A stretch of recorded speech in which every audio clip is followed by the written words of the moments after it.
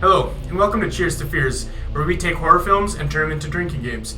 We're your two hosts. I'm Tucker. And I'm Alex. Today, we will be making a drinking game for You're Next, directed by Adam Wingard. Wingard has also directed some other films, such as the Blair Witch movie made in 2016, the Death Note movie on Netflix, and some segments in VHS 1 and VHS 2. The movie was written by Simon Barrett, who is also the writer for Wingard in Blair Witch and his VHS segments, and also he's the man behind the tiger mask in the film. In You're Next, a dysfunctional upper-class family have a reunion that is interrupted by the house being invaded by killers wearing animal masks. Erin, the girlfriend of the middle brother Crispin, tries her best to keep the family in check before they are all picked off one by one. Erin starts to discover that the murderers have other intentions apart from just the bloodshed. If you have not yet seen the movie, we recommend that you check it out now, as this is one of the most underrated horror films in the last decade, and we are going to be talking about spoilers from here on out. It is on a good chunk of streaming services, such as Amazon Prime if you live in Canada like us. So, we recommend you watch the movie there with our drinking rules, and come rejoin us once you've done that. With that out of the way, let's get started. The first rule we have for each drinking game is death. If you see somebody die, you take a drink. The total number of deaths we saw for this film was 15, which is quite a large number for the characters that were in the film. The next rule that we will always have here on Cheers to Fears is that if you hear somebody scream, cry, or yell, you take a sip. In You're Next, we counted a total of 29 screams, cries, or yells. What is starting to become a trend on this channel is we make a rule based around the title in some way. This movie is no exception, as our next rule states that if you see the words "You're Next" written on screen, do yourself a solid and have a sip. We've seen these words appear, generally written in blood, 6 times throughout the movie. This next rule sets this movie apart from a lot of other slasher movies. You must take a swig when you witness the protagonist Erin outsmart anybody attempting to murder her. Erin puts all other final girls to shame, as we had to drink 9 times for this rule. I just had to kill my own brother because you guys keep getting beat up by some girl. Also, we didn't count any other small things she did, such as locking up all the windows. We only included instances where she straight up outsmarted the murderers. When you see a masked killer, you drink, is the next rule we have in place. For this rule, we saw these people a total of 17 times throughout the film. Next, we have a rule that states you must take a drink when you see a weapon. We argued that a weapon would go as far as things ranging from knives, to guns, to axes. For this rule, we had a total of 36 drinks. Another rule involving weapons such as knives or arrows is if you see something being stabbed into somebody, you take a sip. We caught this rule occurring 20 times in the movie, which is honestly more than we were expecting. One of the more mundane rules is you take a sip when you hear people discussing money or finances. This only really happened towards the second half of the movie, but regardless, it happened a total of 9 times. I'll pay you more. That's it. You kill me, you get nothing. Going off of our weapon rule, we made the rule that if you see something that is not a weapon being used as one, you take a drink. Things such as axes and knives are traditionally used as weapons, so we included that in the regular weapons rule. Items such as screwdrivers or meat tenderizers are not commonly considered weapons, so we include them under this category. For this rule, we received 13 sips with our names on them. Our final rule for this drinking game is that you're forced to take a sip when you see a glass break in the film. This rule happened the exact same amount of times as the previous rule, giving us 13 drinks to finish off our count for total number of drinks in the movie.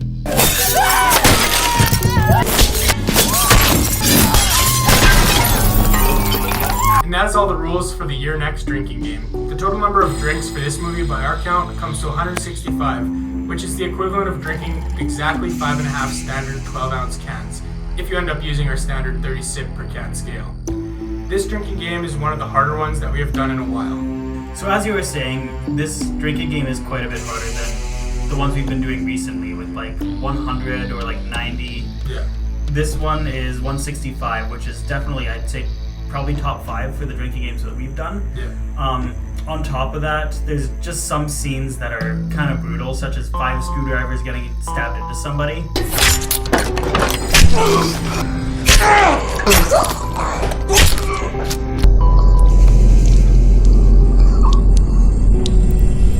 Yeah, so that is equivalent to 10 drinks because 5 stabs plus 5 screwdrivers being used as weapons. Yeah. So it equals 10. And also in that scene, spoiler alert, the guy dies, so it's 11. And he's probably screaming too, so there's just a lot of scenes where there's a big cluster of drinks, I guess. Yeah. And and it's kind of rapid fire at some points where they come out of nowhere, and then you have a few minutes where there's nothing, and then another scene with a bunch of shit happens. So it's pretty sporadic in that sense, which makes it for a more hard drinking game, I guess. I mean, we had some rules that were basically a drink each. Scream, cries, and yells this time around was 36. And actually weapons was 36 as well, exactly. Yeah, so there's a lot of rules with quite high numbers such as those two you just said, and like even deaths was at 15, which is quite a lot of deaths in a movie, really. Yep. And I guess that's what you get with a slasher movie, but it's pretty much everybody in the movie dies except for Erin. Yeah, she's the only person that lives in the entire film. Yeah. So the movie starts off with killers killing the neighbors. On top of that, I feel like the main reason they do that is kind of to deter the police so they don't suspect the family and they think it's just people killing from house to house or something like that. Yeah. So I guess just a fair warning, there will be a little bit more spoilers coming from here on out as well. But Crispin probably found the killer upstairs when he went, and he just didn't say anything because he was the one that was also in on it. And I mean, speaking of Crispin, the whole time him and Erin were driving to the house, he was like super vague about everything he was saying, such as like, oh, it should be an interesting weekend. It's like, why are you so estranged to your family? And he's like, oh, you'll see. Like, you'll see what happens when we get there. And there are various points in the film where you can kind of see that Felix and Crispin are in on it. Yeah. Like Crispin from the opening scene where you mentioned how he's kind of just really ominous and saying, oh, you'll see why. He won't actually go into any details. Or him leaving the house and not getting murdered on screen. Or there's the instance where Felix convinced his sister to run through the door, and then he said that he's going to open the door at the last second so that they don't see her coming where she'll be running full speed. Somebody should make a run for the cars and try to go get help. No, we can't go out there. Mom, it's the only way. It's the only way we're out of this. And obviously she ends up getting her throat slit by the wire hanging across the door, and ultimately that was his idea, so you can kind of see how he was creating the narrative for everyone to kind of die and stuff. So Moving on, I guess we can see how the family is just so disconnected. So I guess the siblings in order, you have like the asshole brother. Like, what do you, I don't know what you want. I don't think that you're in any position to be judging my moral Who decisions. says I'm judging you? You are with your eyes. I'm tired of it. Conversation. He's the kind of person that he's such a horrible person that he probably peaked at high school. And then you can say that Crispin's kind of the normal older brother in a sense, if you want to call any of them normal. But I mean, what is normal in this family, I guess? You have the very preppy daughter. She's very outgoing, smart, it seems like, but she's absolutely nothing like her siblings. No. Crispin! You guys never give me any credit for anything! And I guess you also have Felix, the loner with a goth girlfriend. Really? You had to do that right in front of me? And he just wants to do what she wants, so to kind of please her, I guess. So I feel like a lot of this was kind of her idea in a sense.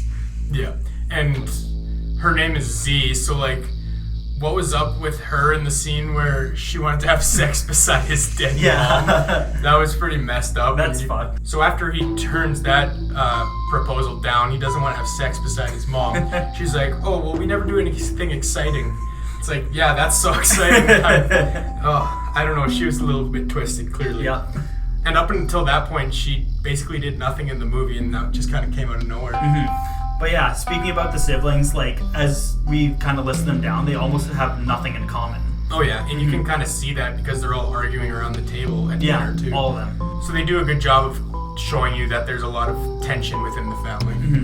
I guess since we mentioned how disconnected the family is, you can really see that through the twist of the movie. Oh yeah. Just how they want to kill their siblings and parents just to get money. Yeah. And then on top of that, we kind of have the other mini twist where Erin ends up having all these survival skills, which ultimately saves her life in the end. And it was kind of cool to see that, I guess. And just adding on to Erin a little bit, she kind of puts a lot of other final girls to shame. You consistently see her smart decision making throughout the movie, such as her doubling back through the window after she runs out of the house, and then locking up the window so people don't sneak inside.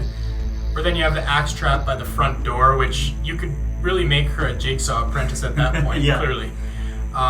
There's the camera in the basement, and then fending both Felix and Z off all at the same time. It's 2 versus 1. She fought them off. It wasn't an easy fight for her, obviously, but she ended up killing both of them. In awesome ways, I must add.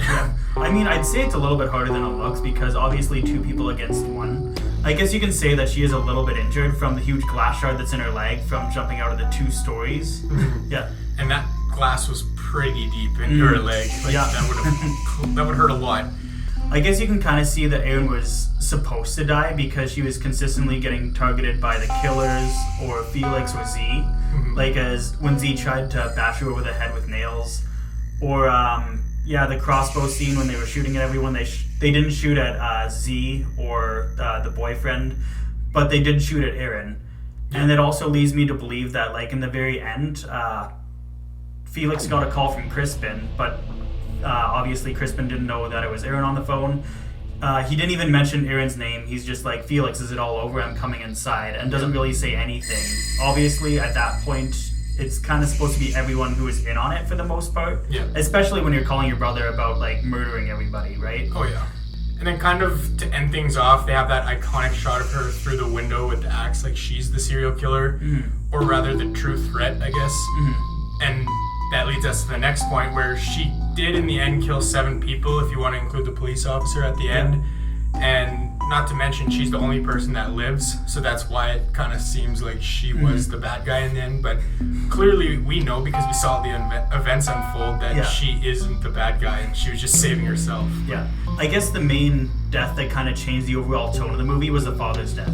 Right when that point hit, it was more or less the turning point in the movie. Like, the hunters start to become the hunted, Erin starts to kill the actual hunters. Yeah.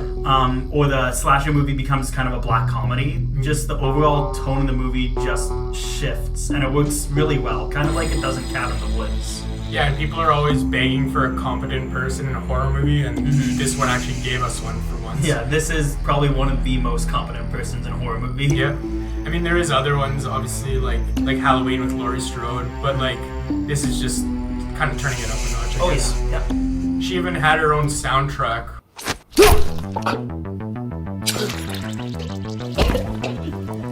Me personally, I wasn't the hugest fan of the soundtrack. I know you kind of liked it a bit, but... Yeah, I liked it because it didn't really, like, take out of the whole, like, creepy atmosphere. Like, it used the soundtrack to signify, like, Erin, like, kind of thinking, plotting, scheming her next event on what to do. Yeah, I get that. The only thing that sticks out to me with the soundtrack, it's not even that I didn't like it, it's more so that it just abruptly came in and then abruptly left. Like, it didn't kind of... Even if it just faded in or something, it would have been more effective in my eyes, but, like...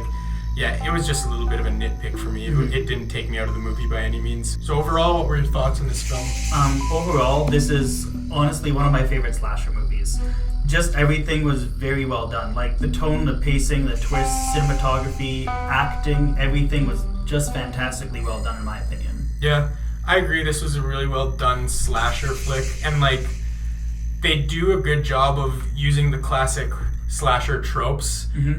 As well as putting a new spin on things. Like, for example, they do the crazy over-the-top kills, which I was super pleased to see because, like, using a blender to kill somebody is it's not something you would think of, but it's like, oh, that's cool. I'm glad they did that. So it was kind of unique in the way because it was kind of a more modern take on a slasher film, and they did try to go their own route, and it wasn't just a copycat, like, copy and paste slasher movie. So yeah, I do agree it was a really good movie and it was fun to watch for sure. And finally, we come to the award ceremony, where we award one not so lucky nominee, the Darwin Award. This award can go out to a character that made a stupid decision that resulted in them getting killed, somebody else getting killed, or simply resulting in something bad happening that could have been easily avoided. This award can also be given to a character that is just plain dumb. Here are the nominees. Today's first nominee is Crispin for being a horrible boyfriend and attempting to get his girlfriend murdered for financial gain without even doing a background check on her. If only he actually talked to her more, he probably would have learned that she knew quite a few survivalist techniques. Second is the father, Paul, for going upstairs alone when it was just established that there were psychotic killers upstairs, but most of all, as we said, going off alone in a horror movie. And finally, we have the mother, Aubrey, for having a complete mental breakdown and going upstairs to sleep alone when she is well aware that there are people trying to kill her and her family, and doing so would make her extremely vulnerable and easy prey. And the winner is Aubrey, for being completely emotionally unavailable when her family needed her most. Not only does she not help the people she loves by shutting down, but she also splits off from the rest of the group, so she becomes an easier target for the intruders to attack her. And with all that being said, we hope you enjoyed our journey in exploring Your Next. If you end up playing the game alongside the movie, or if you have any feedback or suggestions, let us know in the comments below. Also let us know in the comments what your favorite kill was in this movie. Make sure to like and subscribe to the channel so you don't miss next week's episode, where we are going to be making a drinking game for Don't Breathe in preparation for the sequel. If you want to check out our most recent video, click on the box on the top right. Or, if you want to see a playlist of all of our drinking games that we review, click on the box below it. Thanks for tuning in, and this is us saying, cheers to fears.